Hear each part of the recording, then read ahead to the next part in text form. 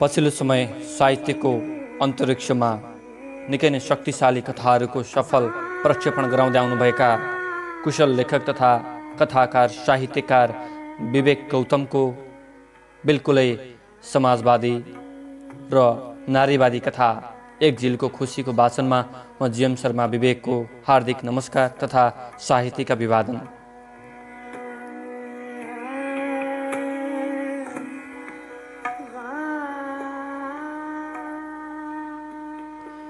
एक झिलको खुसी एउटा युवतीले सानै उमेरमा भोग्नु परेका दुःखको कथा हो।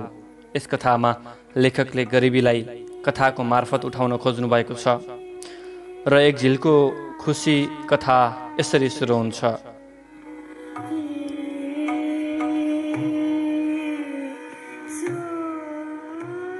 जिन्दगीको सबै भोगाइहरू याद गर्दै जाने हो भने पर्दामा देखिने चलचित्रभन्दा कम छैनन् मेरा जिन्दगीका भोगाइहरू। बाँच्नु केवल सास फेर्नु मात्रै कहाँ हो र, म सास फेरेर पनि कहाँ बाँचेकी छु र। पल पल पीडाको कुलो बोकेर आँसुका ढिक्का खसाल्दै बाँच्नुपर्ने यो जिन्दगीलाई बाँचेको संज्ञा दिन सकिएला र। जिन्दगी नामक परिधिमा बाँच्नुपर्छ, तर म भने पल पल मरिरहेकी थिएँ। बाटोमा भौतारिँदै हिँडेको बटुवा जस्तो गन्तव्यहीन जिन्दगी लिएर कस्तो गन्तव्य तय गरौँ? म आफै अन्यलमा परेको छु। नियतिको राजमार्गमा थुप्रै ठाउँमा ठगिएँ, तर पनि हिँड्दैछु म। चारैतिर अँध्यारो र संयोगवश कतै अल्झिनछु भने जिन्दगी पक्कै सार्थक हुनेछ। तर म पाइला कुन गतिमा चालौँ? कतै म जिन्दगीको सफरमा बिचमै रोकिने त होइन?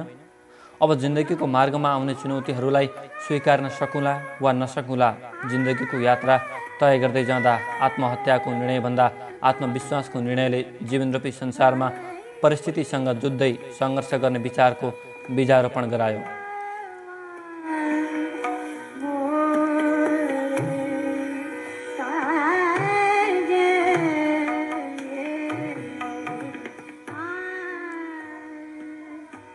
गरिब परिवारमा जन्मिएकाले ममा भौतिक सुखको र सुविधाको चाहत छैन। मात्र दुई छाक टार्न पाए जीवन भने जस्तै हुने थियो। बाबाले सामान्य ज्याला मजदुरीको काम गर्नुहुन्थ्यो। आमा प्रेसरको रोगी भएकाले कर्यासी काम मात्र गर्नुहुन्थ्यो। भाइ सानै भएर होला भोक लागे रोइ मात्र रहन्थ्यो। उसको रुवाई फगत सामान्य रुवाई थिएन। त्यो रुदनमा उसको अप्राप्ति र हाम्रो अभाव लुकेको थियो। मुखबाट शब्द नपुर्दासम्म कति सजिलो छ है, रोए भइदियो। उसको आवश्यकता पुरा गर्न जे पनि गर्न पर्थ्यो। त्यसैले म किन ठुली भएछु भन्ने गुनासो लागेको छ। म गाउँघरमा कतै मेलापातमा बोलाएर काम गर्न जान्थेँ। आफ्नै उमेरका दौतरीहरू एक ठाउँमा जम्मा भएर गट्टा र चङ्गी खेल्थे, तर म भने हिलो र धानका बिउसँग दौतरी गाँसिरहेकी हुन्थे। साथीहरूको बुबा कोही विदेशमा काम गर्दैछन् त कोही यतै व्यवसाय गरेर बसिरहेका छन्। हैसियतको धरातलबाट चरित्र निर्धारण गरिने यो समाजमा हैसियत नमिल्नाले आफ्नै सखीसँग समेत घोलमेल गर्न मन मान्दैन थियो। एक दिन विप्रता नयाँ भिडियो गेम देखाउन हाम्रो घरमा आएकी थिए। भिडियो गेम देखेपछि मलाई पनि खेल्न मन लाग्यो। उसले सिकाइदिए र मैले पनि खेलेँ। खेलिरहेकै बेला त्यतिकैमा ऊ झिस्किँदै आम्मा कत्रो सर्प भन्दै मलाई तर्साए। म तर्सिएँ र भिडियो गेम ओइमा खसेर दुई टुक्रा भयो। भिडियो गेम फुटेको देखेर ऊ रुँदै घर गई। केही बेरपछि उसकी आमा फुटेको भिडियो गेम लिएर आइन् र आमालाई नयाँ किनिदिन बल जबरजस्ती गरिन्। आमा विप्रताकी आमाको अगाडि हात जोड्दै हुनुहुन्थ्यो। त्यो दृश्य मेरा निम्ति एकदमै असह्य थियो। तापनि डरले कोठाबाट बाहिर भने निस्किएको थिइनँ। आमाको आँखामा आँसु देख्दा संसारकै असह्य पीडा गुज्रेको आभास हुँदो रहेछ। त्यो कुरा म तत्क्षण महसुस गरिरहेकी थिएँ। आमाले थैलीबाट केही पैसा झिक्दै उहाँलाई दिनुभयो र पैसा पाएपछि उनी गइन्।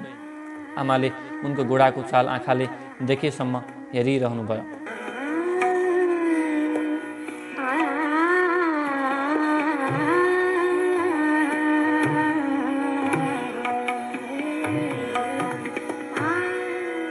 आमाको आँखाबाट आँसुका थोपाहरू अझै पनि झरिरहेकै थिए।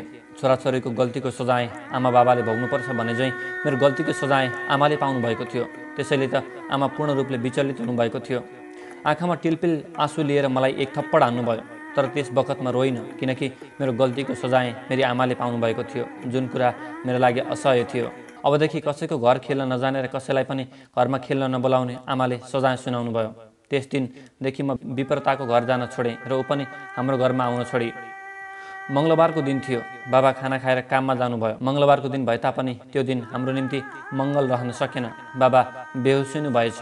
बाबालाई पहिलेदेखि नै यस्तै हुन्थ्यो। सामान्य पानी छम्केर बाबालाई होस आउँथ्यो, तर यसपटक यति गर्दा समेत होस आएनछ। सबैले यहाँ राखेर हुन्न, अब अस्पताल लानुपर्छ भन्दै थिए।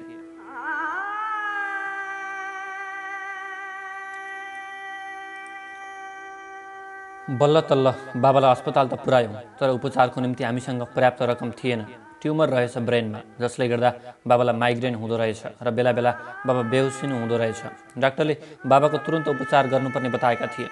आमा आत्तिँदै गाउँमा सबैको घर घरमा पुगेर बाबाको निम्ति एकमुठी सासको भिख माग्नु भएछ, तर त्यसो गर्दा उहाँको हात लागेको केवल निराशा मात्रै।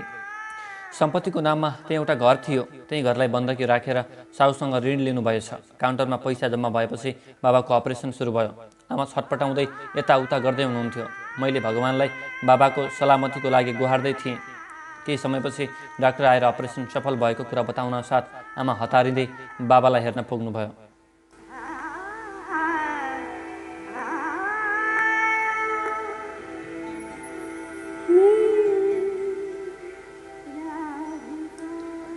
आमासँगै म पनि दौडिँदै पुगेँ। बाबा सुतिरहनु भएको थियो।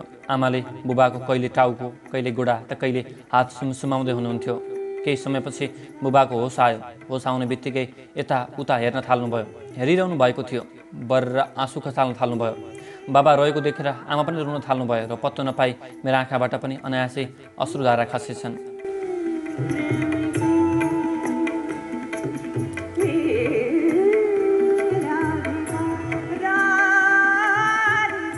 अस्पतालको बन्द कोठा रुवाइले गुन्जायमान भएको थियो। 3 दिनको अस्पताल बसाएपछि हामी घर फर्क्यौँ। भाइ ठुली आमाको घरमा बसेको थियो। हामी घर आएपछि भाइलाई पनि घर लिएर आउनुभयो। प्रेसरको रोगी आमा र बिरामी बाबाको हेरचाह गर्ने जिम्मा मेरो नै भयो। कहिलेकाहीँ ठुली आमा आउनुहुन्थ्यो। उहाँ आएको बेला मलाई केही पनि गर्न पर्दैन थियो। त्यसैले ठुली आमा हाम्रै घरमा बसे हुन्थ्यो भन्ने म चाहन्थेँ, तर उहाँ साँझ परेपछि आफ्नो भान्सा सम्हाल्न आफ्नै घर जानुहुन्थ्यो।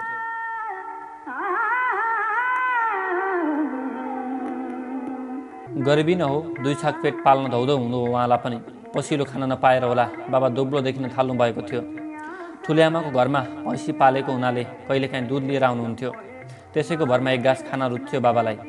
आमा पनि दिनरातको चिन्ताले खेउटी हुँदै जानुभएको थियो। अभिभावकको साथ बिना घर साँच्चै लथालिङ्ग हुँदो रहेछ। भनिन्छ नि, घर धान्नलाई मूल खामोको आवश्यकता परे झैँ बुबाले हाम्रो परिवारमा मूल खामोको स्थान लिनुभएको रहेछ। त्यसैले बाबा थला पर्दा घर घर जस्तो भएको थिएन। लामो समयपछि बुबालाई सन्चो भएर काममा जान थालिसक्नु भएको थियो। आमा रोगी नै भए पनि घर बनाउने ठाउँमा काम गर्न जान थाल्नु भएको थियो। दिउँसोको मध्याह्न घाममा इट्टा चाङ लगाएर सकी नसकी बोक्नुहुन्थ्यो आमाले। सायद घाममा काम गरेकोले होला आमा दिनानुदिन काले हुँदै जानुभएको थियो। खुट्टाका पैताला पनि एकदमै फुटेका थिए। नङमा पनि माटो छिरेकाले फोहोर देखिन्थे। कपाल नकोरोकाले लट्टा परेको थियो। खुट्टामा कहिले चप्पल हुँदैन थियो त कहिले 2 फरक फरक चप्पल हुन्थ्यो। फेसन रूपी आडम्बरले दोहोऱ्याएको यो समाजमा यदि धनी 2 फरक फरक चप्पल लगाएर हिँडेको भए फेसन बन्थ्यो होला। तर विडम्बना आमाको यो अवस्था हाम्रो जर्जरिएको जीवनको प्रतिबिम्ब थियो।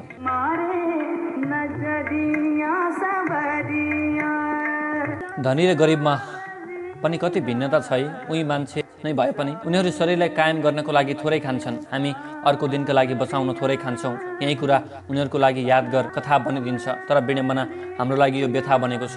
उनीहरू फास्टिङको संज्ञा दिन्छन्, हामी बाध्यताको। कहिलेकाहीँ त लाग्थ्यो यो भगवान पनि धनीका लागि मात्रै रहेछन्। तर यसो लागिरहँदा समेत भगवानप्रतिको आस्था भने अझै मरेको थिएन। बुबा पनि आफ्नो कामलाई निरन्तरता दिइराख्नु भएको थियो। जति दुःख गरे पनि आखिर एक छाक भए पनि पेट त पाल्नै पर्ने हुन्थ्यो हामीलाई। बुबा आमाले कमाएको पैसाले साउको ब्याज पनि तिर्न मुस्किल हुन्थ्यो। हामी 2 सन्तान र भोको पेट पाल्नलाई आखिर पैसा नै चाहिन्थ्यो। हाम्रो घरमा त पैसा पनि बस्न खोज्दैन। जतन गरेर जोगाएर राख्यो भने पनि फुस्किहाल्छ। आमा यस्तै भन्दै बुबासँग कुरा गर्नुहुन्थ्यो। 2 पटकसम्म त सामा ब्याज दुवै चाहियो भन्दै लिन पनि आएका थिए।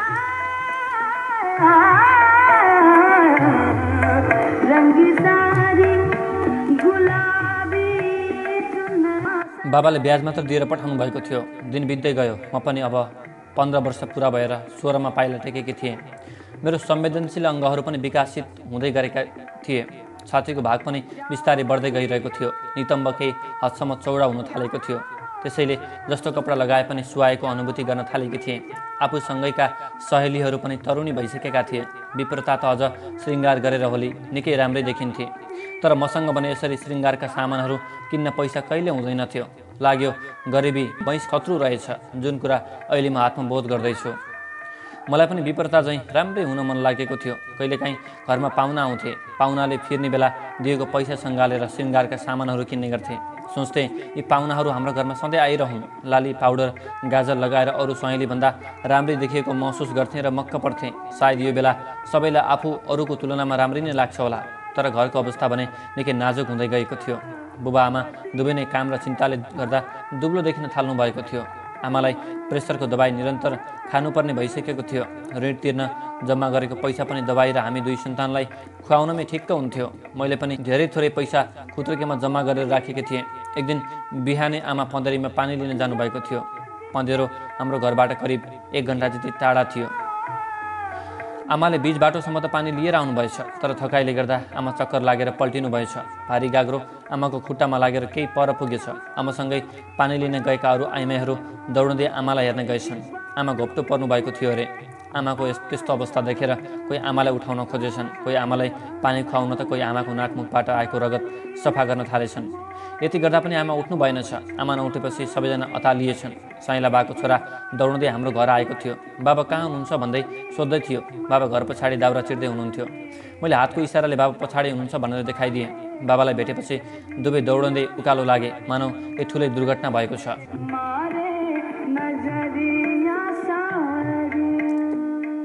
यदि दौडने प्रतिस्पर्धा भएको हुन्थ्यो त हाम्रै बाबा प्रथम हुनुहुन्थ्यो होला। बाबा कतै पनि नरोकी त्यहाँ पुग्नु भएछ।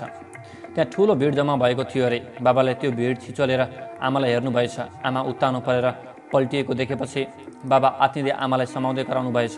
बाबाको त्यो रुवाइले आमालाई हेर्न आएकाहरूको समेत आँखा रुजाएछ। उपचारको समेत समय नराखी आमाले घटनास्थलमै प्राण त्याग गर्नुभएको कुरा त्यहाँ सबैलाई अवगत भएछ। बाहिर म चोर पुलिस खेल्दै थियौँ। हामी परस्पर चोर र पुलिस पनि एकअर्कालाई दोषी ठहराउँदै थियौँ। 81 3-4 जनाले आमालाई बोकेर घरमा ल्याए। आमालाई किन त्यसरी बोकेर ल्याएका होलान्? आमाले किन आँखा नहेर्नु भएको होला? किन नबोल्नु भएको होला? आमालाई किन यसरी तुलसीको बोट्नेर सुताएका होलान्? यस्ता यावत प्रश्नहरू मेरो अबोध बाल मस्तिष्कमा जुर्मुराएका थिए।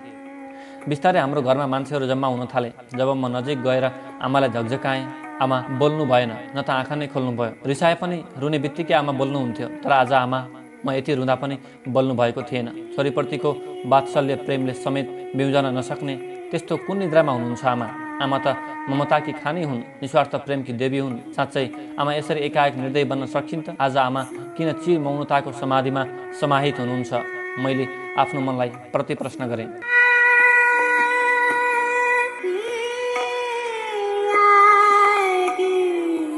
आमा नबोलेपछि मैले बाबालाई सोधेँ, बाबा आमा किन नबोल्नु भएको? आज किन हाम्रो घरमा यत्तिका मान्छे जम्मा भएका? आमाले आँखा खोल्न भन्नु न बाबा। बाबालाई सोद्धा समेत प्रत्युत्तरमा केवल मौन त पाएँ। सायद मेरो आवाज बाबाको कानसम्म पुगेन कि? सबैजना रोएको देखेर भाइ पनि रुन थाल्यो। बाबा आमालाई हेर्दै भक्कानिँदै हुनुहुन्थ्यो। भाइलाई फुपूले बोलाउनु भयो। ठुले आमाले मेरो हात समाउनु भएको थियो। हाम्रो घरमा आएकाहरू कसैले आमालाई बोक्न बाँस काट्दै थिए त कसैले कात्रो बनाउँदै थिए। हरिशरण बाले चरु तयार पार्दै थिए। पुजारी बाको पनि उपस्थित रहेको थियो। आमाले लगाउने कपडादेखि लिएर सुत्ने बिस्तारासम्म सबै बाहिर निकालेका थिए। हाम्रो घरको आजको वातावरण एकदमै फरक मिजाजको थियो। आमालाई तुलसीको मोठ अगाडि सुताइएको रहेछ। बाबा आमाको पार्थिव शरीर हेर्दै भक्कानिँदै रुँदै हुनुहुन्थ्यो। गाउँभरिका मान्छे आमाको लास हेर्न आएका थिए। केटाकेटीदेखि वृद्ध बुबा आमासम्मको उपस्थित रहेको थियो। म आमा गुमाउनुको अकल्पनीय क्षतिमा यति विघ्न रोएछु, मेरो घाँटी बसिसकेको थियो। बेला बेलामा शङ्खको ध्वनिले यो कोमल मुटु भक्कानिएर आउँथ्यो। आमा आमा भन्दा भन्दै आत्मा पुग्यो बादल पारी, दैव किन टुहुरा बनाइस् तैँले हाम्री आमा मारी। आमालाई जलाउन लैजाने तयारी भयो। आमाको टाउकोतिरबाट ठुली आमाको छोराहरूले बोकेका थिए। पछाडि चाहिँ रामशरण बा र हरिदेव काका हुनुहुन्थ्यो। आमालाई बोकेर जान लाग्दा म पनि जान्छु भनेर रोएँ, तर मेरो रुवाई त्यहाँ अर्थहीन हुनु पुग्यो। म छोरी मान्छे भएकीले जान वञ्चित थिएँ। मेरो भाइ मभन्दा सानै भए पनि उसलाई बाबा र हजुरबाले लिएर जानुभयो। पण्डितले जति जति शङ्ख फुक्दै जान्थ्यो उति उति मेरो मन विचलित हुँदै जान्थ्यो। आमालाई बोकेर टाढा पुर्याइसकेका थिए। घरभर मान्छेको भिड यथावत नै थियो। केटाकेटी, वृद्ध बुबा आमा र छोरी मान्छेको बढ्दो उपस्थिति थियो। पुरुषहरू सबै मलामी गएका थिए। साँझ पर्दै थियो। सबैजना आफ्नो घर जाने तर्खर गर्न थाले। म भने ठुली आमाको काखमा रुँदै पल्टेको थिएँ। सायद रुँदा रुँदै मेरो आवाज नै हराइसकेको थियो। रातिको 7 बजे आमालाई हिन्दू परम्परा अनुसार जलाएर सबैजना फर्किसकेका थिए। भाइ आमालाई दागबत्ती दिने बेला आमा भन्दै डाँको छोडेर रोएकाले दागबत्ती दिन सकेनछ। पण्डितले भाइको हात समातेर आमालाई दागबत्ती दिएछन्। आफ्नै आँखा अगाडि आफ्नै आमाको शरीर चितामा जलिरहेको देखेर बिचरा त्यो अबोध बालकमा के बित्यो होला। रातको समय हाम्रो घर कुर्न आएका दाजुभाइ काका काकीहरू आउँथे। बाबा र भाइ छुट्टै कोठामा श्वेत वस्त्र लगाएर क्रिया बसेका थिए। क्रिया बसेकालाई छुन हुँदैन भनेर म बाबा र भाइलाई छुनबाट वञ्चित थिएँ। न रात न दिन त्यस्तो कुनै समय थिएन मैले आमाको यादमा नरुजाएको। अहोरात्र आमाको सम्झनामा आँखाबाट आँसुको मूल फुटेकै हुन्थ्यो। कहिले यसो आँखा परिहाल्यो भने आमा आएर कान्छी भनेको चाहिँ भान हुन्थ्यो र मेरो निद बिथलिन्थ्यो। दिन बित्दै गयो। आमाले संसार छोडेको पनि 13 दिन पुगेछ।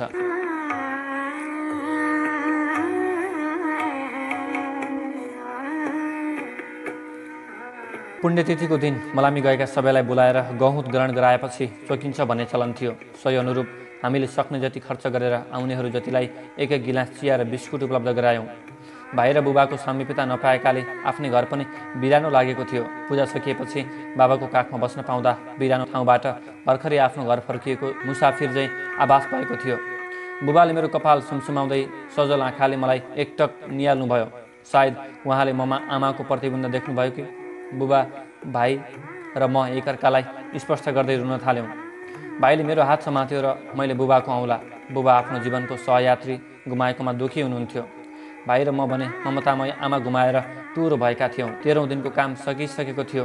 साँझ पर्दै गएकाले सबै आफ्नो घर गइसकेका थिए। घरमा केवल आफन्तजनको उपस्थिति थियो। कसैले बुवालाई भगवान नै सृष्टि स्थिति रचयिता र संहारकर्ता हुन्, उहाँको कर्म विपक्ष को नै जान सकेको छ र आखिर एक दिन सबैलाई मर्नु नै छ भनेर सम्झाउँदै थिए।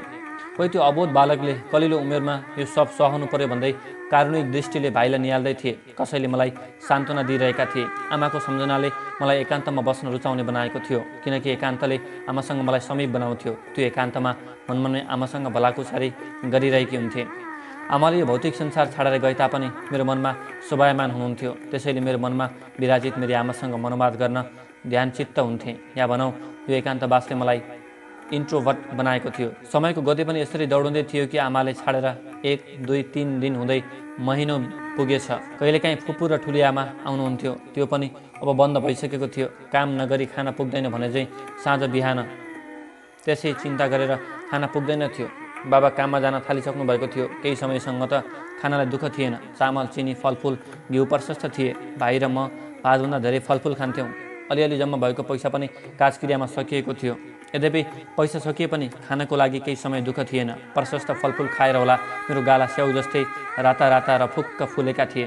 मोटाएर राम्रै देखिन थालेको आभास भएको थियो।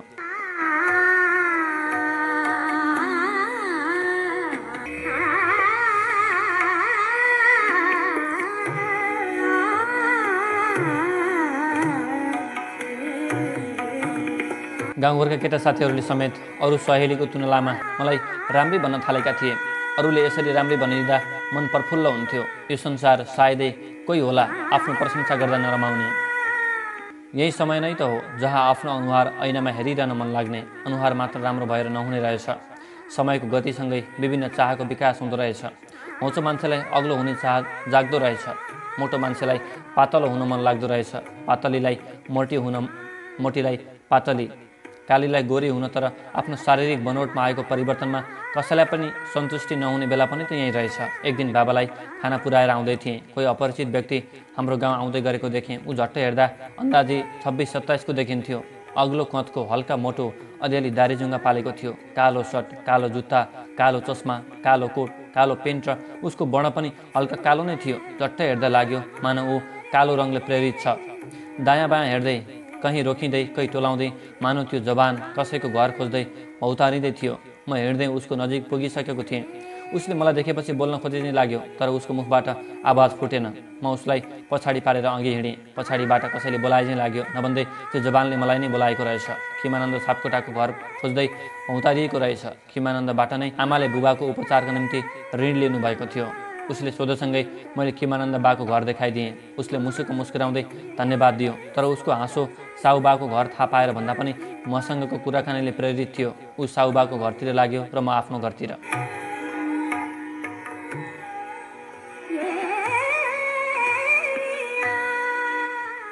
साँझ पर्दै थियो। खाना पकाएर मैले र भाइले खायौँ। केही समय पश्चात बुबा पनि आउनुभयो। बुबालाई खाना पस्किएर कोठामा आएर सुतेँ।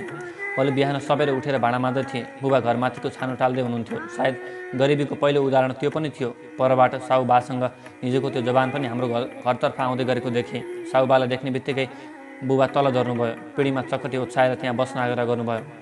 बुबाको आग्रह सहर्ष स्वीकार गर्दै दुवैजना त्यहाँ बसे। म घुँडासम्म देखिने छोटो लुगा लगाएर र्यासी काम गर्दै थिएँ।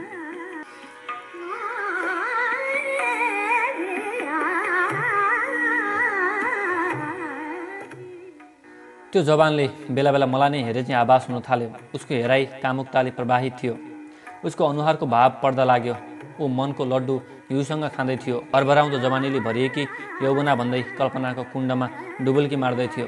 साहुबा पैसा लिन आएका रहेछन्। बाबासँग जम्मा 4000 थियो। पैसा माग्न आएको सुनेर मैले पनि आफ्नो खुत्रुके फुटाएर त्यहाँबाट 4वटा 2 रुपियाँको 3वटा र 1-1 डलर गरी जम्मा 28 रुपियाँ निकाले। मैले आफूसँग भएको पैसा बाबालाई दिएँ।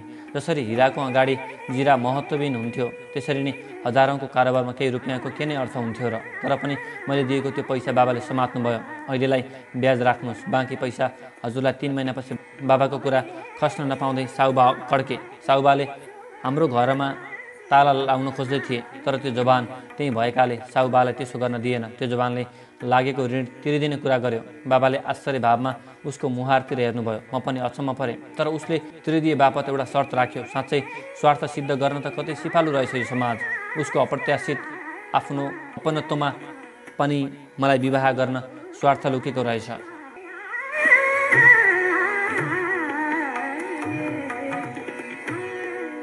तर बाबाले उसको प्रस्ताव मान्न राजी हुनु भएन। आफ्नो कलिली छोरीलाई एक वयस्क पुरुषको हातमा सुम्पिन कुन पिताको मनले मान्थ्यो होला र। तर त्यसो नगरे हाम्रो घरमा ताला लाग्ने थियो। खानाको लागि मात्र होइन, अब बस्नको लागि समेत समस्या उत्पन्न हुनेवाला थियो। जहाँ जेठाको नाममा रहेको त्यही एउटा घरमा पनि ताला लाग्दा बुबाले त्यो 4 वर्षको भाइ र मलाई कहाँ लगेर राख्नुहुन्थ्यो होला। म यस्तै कुरा सोचिरहेको थिएँ। मसँग अब केवल 2 विकल्प थिए, कि त साहुको ऋणको भारले थिचिएर बेघर हुने वा त्यो जवानसँग विवाह गरी ऋण रूपी हाउगुजीबाट मेरो परिवारको उद्धार गर्ने।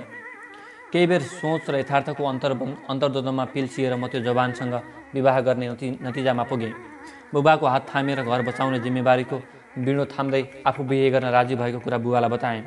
त्यो जवान रुयाल काट्न थालिसकेको थियो। पुरुषहरू कलिली छोरी मान्छे देख्ने बित्तिकै यसरी हाम फाल्छन् कि त्यसले निम्ताउने प्रतिफलको बारेमा सोच्न उनीहरूसँग ध्याउन्न हुँदैन। मेरो यस्तो कुरा सुनेर बाबाले मलाई चिन्तित नजरले निहाल्नुभयो। तर म आफै राजी भएकाले होला नाइनास्ती भने गर्नुभएको थिएन। उमेरले सानै भए पनि अनुभवले मलाई वयस्क बनाएको थियो। म घरको अवस्था बुझ्न नसक्ने त्यति अबोध पनि त थिइनँ। बुबाको आँखामा आँसु देखिए पनि छोरीले बेघर हुनबाट उद्धार गरी भन्दै मेरो उदारता देखेर बुबा पक्कै खुसी हुनुभएको थियो। गरिबीको कारणले दाइजो भन्न दिन नसक्ने कुरा बुबाले बताउनु भयो। बुबाको कुरा सुन्ने बित्तिकै दाइजो दिनु पर्दैन, छोरी दिए पुग्छ भनेर त्यो जवानले छाती फुलायो। सायद दाइजो भन्दा ऊ मेरो जवानीको प्यासी थियो। त्यसैमा ऊ आत्म उत्सर्ग मनाइरहेको थियो।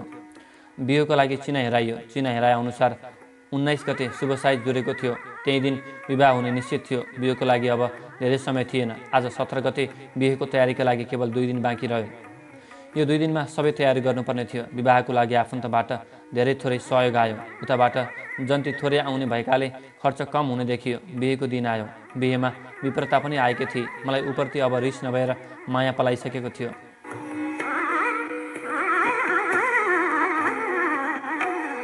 शिवकुमार, विप्लव, आकृति, अप्रिता, विप्रता, बेन्जु, विनिता, इन्द्रमाया, धनजित लगायत सबै सहेलीहरू आएका थिए। साथीहरूको उपस्थितिले केही खुसी महसुस गरेको थिएँ। तर त्यो विवाह गरिबीको सङ्घारमा बाध्यतावश गरिएकाले सायद मनसँग चाहिँ खुसी साट्न पाएको थिइनँ। सबै साथीहरू मिली मलाई बेहुली बनाउँदै थिए। साँच्चै त्यो पल म विप्रताभन्दा राम्रै देखेकी थिएँ कि थिइनँ होला। श्रृङ्गारले सजिएर पनि सबै कहाँ राम्रै देखिन्छन् र। सबै श्रृङ्गार सबैका लागि कहाँ सुहाउँदो हुन्छ र। केही घन्टाको अन्तरालपछि दन्ती आए। म कोठामा थिएँ। भाइले मलाई देख्यो। भाइको त्यो हेराइले ममा भावनात्मक विचलन ल्यायो। उसले यसरी हेरेको थियो कि मानव म उसको लागि अपरिचित हुँ। उसले मलाई पहिलोपटक देखेको छ। सायद उसलाई विवाह भनेको केही हदसम्म थाहा हुनुपर्छ। मलाई हेर्दा हेर्दै भाइ रुन थाल्यो। दिदीलाई अब देख्न पाइँदैन होला भनी त्यसरी हेरेको हुनुपर्छ। दिदी अब पराई घर जाने कुरा कसैले भनिदिएको हुनुपर्छ। भाइको त्यो रुवाईले मलाई समेत भावुक बनायो र मेरा आँखा पनि ओभानो हुन सकेनन्।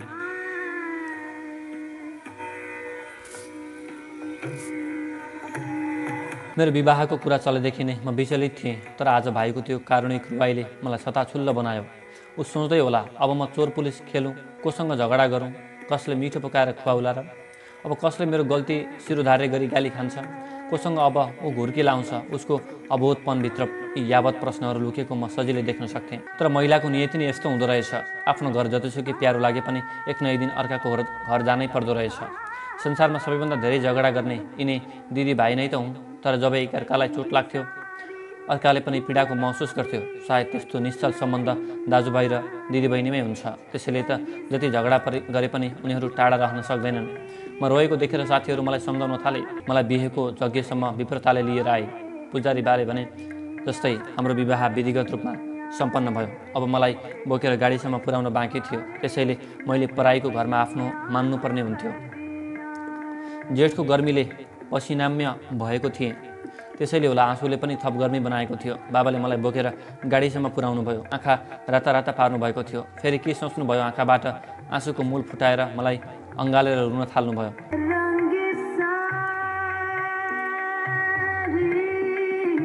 भाइ मेरो हात समात्दै नजानु भनी रुँदै थियो। भाइको आँसुले ऊ अब बुझ्ने भएछ भन्ने सङ्केत दिँदै थियो। सायद भाइ ठुलो भएको भए उसैले नै मलाई बोकेर गाडीसम्म ल्याउँथ्यो कि यो समयमा आमा हुनुभएको भए सबैभन्दा धेरै उहाँ नै रुनुहुन्थ्यो होला। साँझ पर्दै थियो। गाडी हाम्रो घरलाई पछाडि पार्दै अघि बढ्यो। 4 घन्टाको लामो यात्रापछि बल्ल दुलाहाको घर आयो। ढलान गरेको घर वरिपरि सुन्दर फुलहरूले सुशोभित बगैँचा देखेर धनी परिवारमा परिएछ, अब दुःख गर्नु पर्दैन भन्ने लाग्यो। त्यो रात त्यत्तिकै बित्यो। भोलि बिहान चाँडै उठेर घरधन्दा गर्न थालेँ। धारामा भाँडा माझ्न जाँदा धाराभरि धेरै भाँडाकुँडी देखेँ र आत्तिएकी थिएँ। घरमा 3 जनाले खाएको भाँडा माझ्दा त अल्छी मान्थे। यहाँ 6-7 जनाले खाएको माझ्नुपर्ने थियो। खाना पकाउँदा समेत कसैले मिठो मान्दैनथे।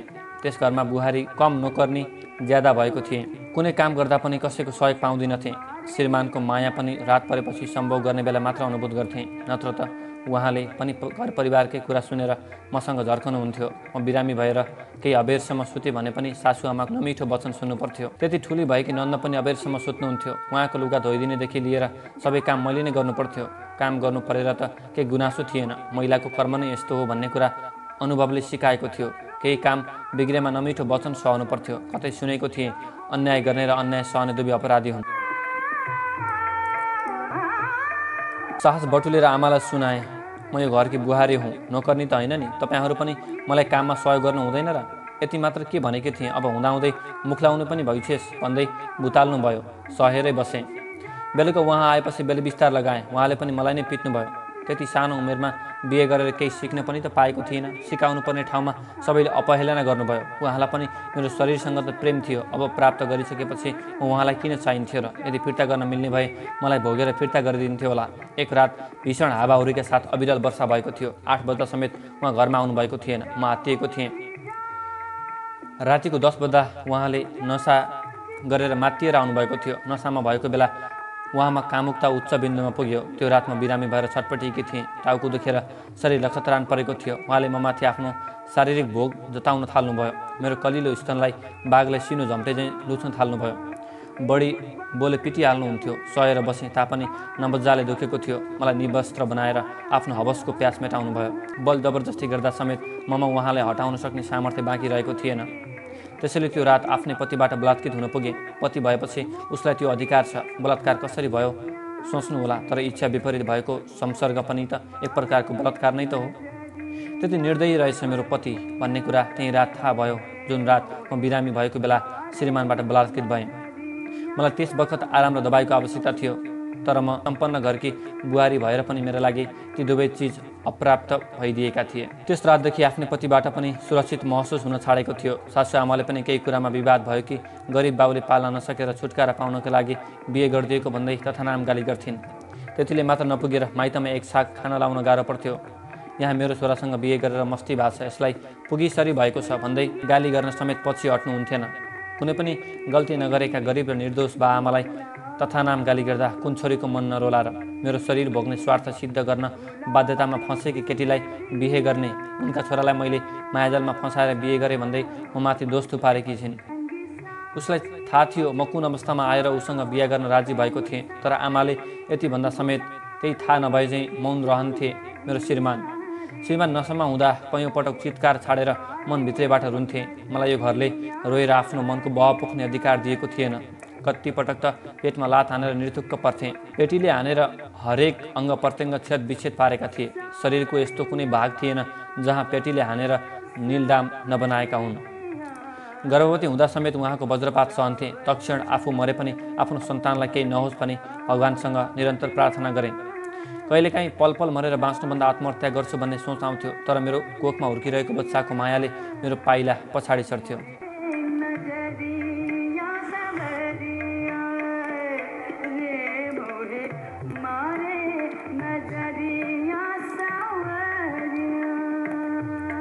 चैत्रको महिना आकाश पुरै कालो बादलले ढाकेको थियो। त्यही दिन मलाई बच्चा पाउने व्यथा लागेर असह्य पीडा भयो। पीडा खप्न नसकेर चित्कार छाडेर रोएँ, तर मेरो रोदन घरमै भएका मान्छेहरू पनि सुनेनछन् कि क्या हो। कसैले के भएछ भनेर पनि हेर्न आएनन्। उहाँ पनि नसामा लिप्त भएर अर्को कोठामा सुत्नु भएको थियो। यदि सुन्नु भएको भए यो पेटमा बिउ सार्ने उहाँ त आउनुहुन्थ्यो कि? म घिस्रँदै घर बाहिर आँगनसम्म निस्केँ। मलाई व्यथाले च्यापेको थियो। म दुखेर रोइरहेको थिएँ। घर वरिपरिका दिदीबहिनीहरू आउनुभयो। मेरो यो हविगत देखेपछि 4-5 जना भएर कसैले मेरो हात, कसैले मेरो खुट्टा त कसैले मेरो पेट सुमसुमाउँदै मेरो व्यथा कम गर्दै थिए। निरन्तर दुखाइ पीडाका उच्छ्वास र मुट्ठी कसेर बल गरेपछि मेरो कोखबाट जन्मिएर छोरीले यो संसार हेर्ने मौका पाई। सबै आएपछि घरका मान्छेहरू पनि उठेर आइसकेका रहेछन्। छोरी जन्माएर होला मेरो श्रीमान आफ्नो सन्तानप्रति त्यति खुसी देखिएका थिएनन्। समाजको डरले होला। आमाले भने छोरीलाई बोकेर सफा गर्न थालेकी थिइन्। नन्द भने देखिएकी थिएनन्। छोरी जन्मिएकाले होला खानपानमा पनि त्यति वास्ता गरेका थिएनन्। सुत्केरी भए पनि खानपानमा परिवर्तन भने आएको थिएन। चलिलो खानेकुराको कमीले होला मेरो छातीबाट छोरीलाई चाहिने जति दुध पनि आउँदैन थियो।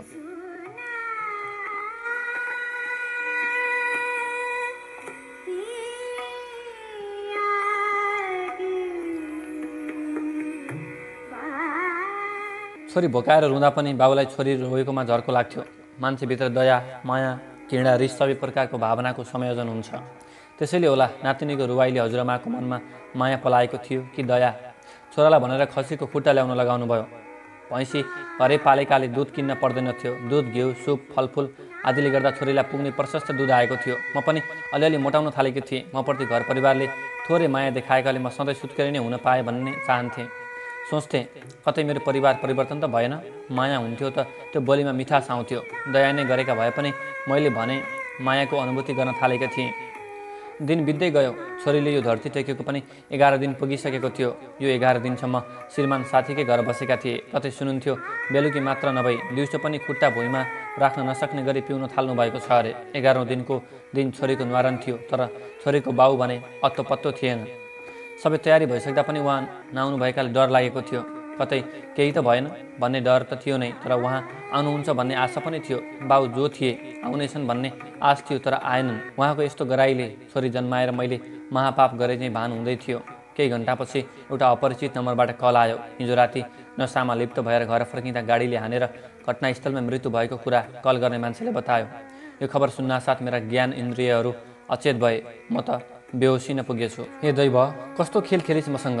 सिन्दुर खोसिस, चुरापते खोसिस, रातो पहिरन समेत खोसिस, तर यी सब कुराको के महत्त्व जबकि तैँले उहाँलाई मबाट खोसिस। थर परिवर्तन गराइस्, गोत्र परिवर्तन गराइस्, उहाँलाई मबाट खोसेर मेरो जीवन परिवर्तन गराइस्। रातो पहिरन लगाएर जन्म लिएको मान्छे म आज सेतो पहिरन लगाउनु पर्दा मरेसरी भएको छु।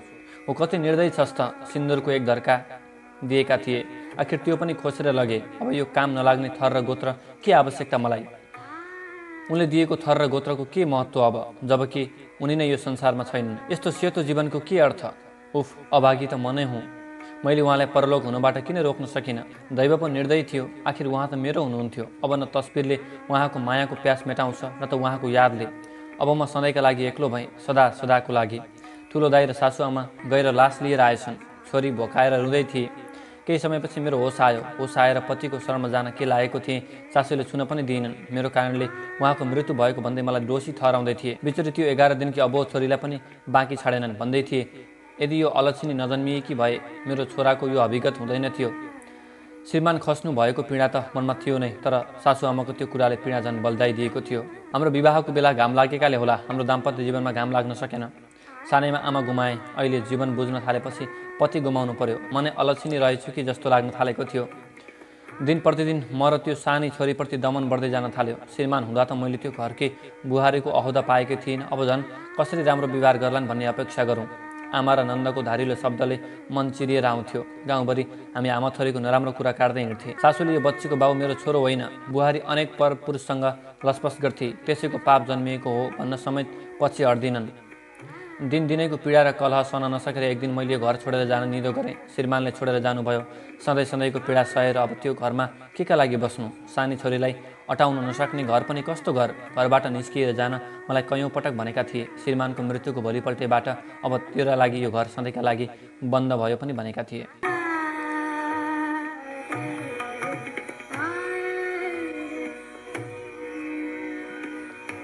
वैशाख 14 गतेका दिन हामी आमा छोरी त्यस घरलाई त्यागेर सदाका लागि बिदा भयौँ। एक्लो शरीर त म जसो तसो पाल्थेँ, तर मेरो साथमा छोरी पनि थिए। त्यसैले जीवनयापनका लागि काम खोज्न थालेँ। तर जहाँ काम खोज्न गए पनि हात पर्थ्यो त केवल निराशा। कतै काम पाइहालेँ भने पनि उनीहरूको रात रङ्गिन बनाउनु पर्ने हुन्थ्यो। फुङ्ग रङ उडेको जीवन बोकेर अरूको रात रङ्गिन बनाउनु पनि मनले मानेको थिएन। दिउँसो आदर्शको पगरी गुद्दै हिँडे पनि उनीहरू रातमा आफ्नो प्यास मेटाउनका लागि ध्यानस्थ हुन्थे। लाग्न थाल्यो त्यो रात प्यास मेटाउने यौवनका प्यासीहरूको। बलतल एक ठाउँमा जागिर पाइयो, तर त्यहाँबाट आउने तलबले कोठा भाडा र खानामा ठिक्क हुन्थ्यो। जति पैसा जोगाउन चाहे पनि म सफल हुन सकिनँ। त्यसैले त्यहाँ काम गर्दै मैले अरू ठाउँमा पनि काम खोजेँ। एकल र अबला नारी भएपछि अपहेलित त हुनु पर्थ्यो नै। आफ्नो विगतबाट सिकेका पाठहरूको धरातलमा उभिएर संसारलाई निहाले। लाग्यो आफ्नैले त्यस्तो व्यवहार गरे झन् यो दुनियाँ त मेरो निम्ति अन्जान छ। खण्डरहरूले नै एक पृथक इतिहास रच्छ। त्यसैले फलाम पनि त घनले पिटिएर नयाँ स्वरूपमा परिणत हुन्छ भन्ने कुरा आफ्नाले गरेको त्यस्तो व्यवहारले सिकाएको थियो। तर हिम्मत भने हारेकै थिएन। नराम्रो मान्छेलाई भगवान सबै थोक दिन्छन् तर साथ दिँदैनन्, राम्रो मान्छेलाई सीमित चिज दिन्छन् तर साथ छोड्दैनन् भने चाहिँ मलाई भगवानले साथ दिएरै छाडे। समयको महिमा भनौँ, वृद्ध आश्रममा बुढाबुढीलाई स्याहार सुसार गर्ने काम पाएकी थिए। पहिलेको तुलनामा कमाइ भने राम्रै हुन्थ्यो। आमा छोरीलाई खाएर पनि बचत गर्नु पुग्थ्यो। बिस्तारै छोरी ठुलै हुँदै गई। जसो तसो दुःखै गरेर भए पनि स्कुल हालिदिएको थिएँ। सानै भए पनि आमाको दुःख बुझेकीले छोरीले दुःख दिँदैन थिए। त्यसैले छोरी पढाउन दुःख भएको थिएन। त्यत्तिका समयसम्म जिन्दगी गुजार्न अनेकौँ सङ्घर्ष गर्नु पर्यो।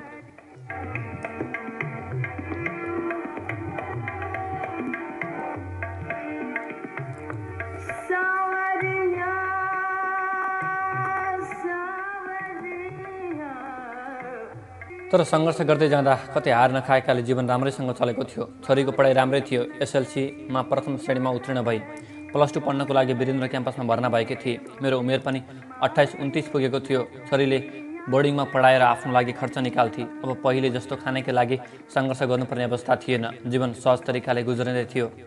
अहिले मेरो उमेर 44 पुगेको छ। अब छोरीको पनि बिहे गर्ने बेला हुँदै थियो।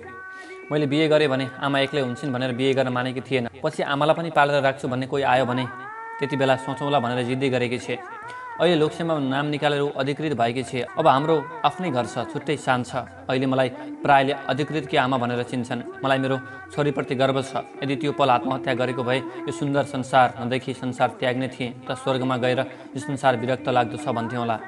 आज आएर मैले गरेको सङ्घर्ष सफल भयो। अब म मरेँ भने पनि सङ्घर्ष गर्न सकेँ। यही धरती पनि स्वर्गभन्दा कम छैन भन्ने लाग्न थालेको छ। खुसीको परिणाममा जोखिँदा मेरो भागमा परेको खुसी नै यो एक झिलको खुसी हो।